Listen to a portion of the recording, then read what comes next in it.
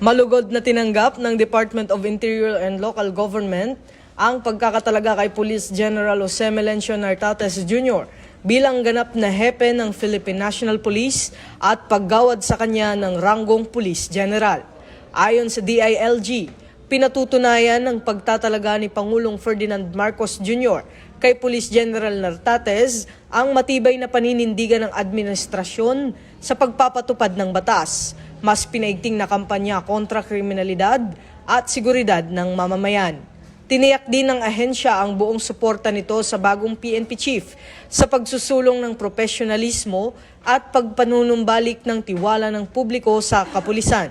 Mainit din ang pagtanggap ng National Police Commission sa promosyon ni Police General Nartates na anilay nagpapalakas sa tiwala sa isang disiplinado, people-centered at reform-driven na PNP at nagbubukas ng mas matibay na ugnayan ng dalawang institusyon.